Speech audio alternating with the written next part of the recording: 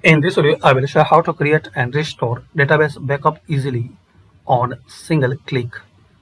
In your WordPress website, search this plugin WP Database Backup, then install and activate. Using this plugin, you can manual or automated backup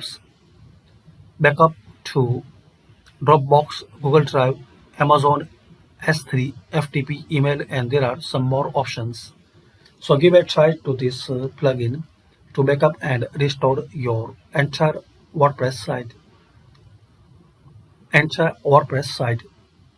guys, if you want to learn how to use this plugin, so comment or check out description link. There I will show you how to use this WP database backup plugin.